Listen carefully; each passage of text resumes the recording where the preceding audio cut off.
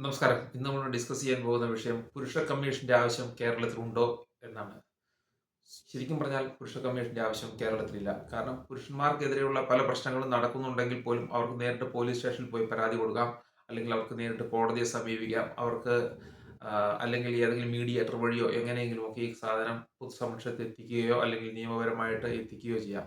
പിന്നെ ഒരു പുരുഷ കമ്മീഷൻ ഉണ്ടായി എന്ന് കരുതി പുരുഷന്മാരുടെ പ്രശ്നങ്ങളെല്ലാം പരിഹരിക്കപ്പെടും എന്നൊന്നും പറയാൻ പറ്റത്തില്ല. കാരണം അവരുടെ പ്രശ്നങ്ങളെല്ലാം നിയമത്തിലും നിയമവ്യവസ്ഥയിലും എഴുതപ്പെട്ടിരിക്കുന്ന ആനുകൂല്യങ്ങളൊക്കെയാണ് സ്ത്രീകൾക്ക് ലഭിച്ചുകൊണ്ടൊക്കെ ഇരിക്കുന്നത്. അതുകൊണ്ട് ഒരു പുരുഷ കമ്മീഷൻ ഉണ്ടായി എന്ന് കരുതി അവർക്ക് കൂടുതലായ ബെനിഫിറ്റുകളൊന്നും കിട്ടാൻ പോകുന്നില്ല.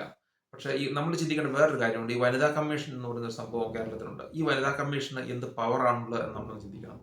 ഇവർക്ക് ആകെ മൊത്തമുള്ള പവർ എന്ന് പറഞ്ഞാൽ അവർക്ക് സ്വാഭാവികമായിട്ടും അവർക്കൊരു കേസ് എടുക്കാം. എന്നിട്ട് ആ കേസ് പോലീസിലേക്ക് ഫോർവേഡ് ചെയ്ത് കൊടുക്കാം.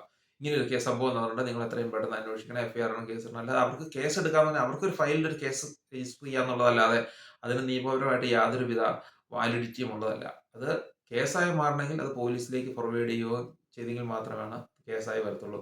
അങ്ങനെ ഒരുപാട് കമ്മീഷനുണ്ട്. യുവജന കമ്മീഷനുണ്ട്, വനിതാ കമ്മീഷനുണ്ട്, അതുപോലെ ശിശുക്ഷേമ കമ്മീഷനുണ്ട്. ഇങ്ങനെ ഈ വനിതകളും ശിശുക്കളും എന്നൊക്കെ പറഞ്ഞു കഴിഞ്ഞാൽ അവർക്ക് സോഷ്യലി കുറച്ച് ഫ്രജൈൽ ആൻഡ് അഡോളസെന്റ് ആയിട്ടുള്ള ആളുകളാണ്. അവർക്കത് കുറച്ച് കൺസിഡറേഷൻ വേണം. പക്ഷേ ഒരു അഡൾട്ട്സിനെ സംബന്ധിച്ച് പുരുഷന്മാരെ സംബന്ധിച്ച് അതിന്റെ ആവശ്യം അവർക്ക് വേണമെന്ന് പറയുന്നത് തന്നെ ഒരു മോശമുള്ള കാര്യമാണ്. ഇപ്പൊ രാഹുൽ ഈശ്വറൊക്കെ ഒരു ബഹളം ഉണ്ടാക്കി പുരുഷ കമ്മീഷൻ വേണം, അത് വേണം, ഇതാണ് എന്ന് പറയുന്നത് ഒരിക്കലും ന്യായീകരിക്കേണ്ട ഒരു കാര്യമല്ല. പുരുഷന്മാർക്ക് പ്രശ്നം ഉണ്ടെങ്കിൽ അത് അവർ വേറെ വേദികളിൽ പരിഗണിക്കുക. അവർക്ക് നിയമപരമായിട്ട് വേണമെങ്കിൽ അതൊരു ഹൈക്കോടതി റിട്ടോ അല്ലെങ്കിൽ എന്തെങ്കിലും കൊടുത്ത് അവരുടെ അവകാശങ്ങൾ സംരക്ഷിക്കുക എന്നുള്ളതാണ്.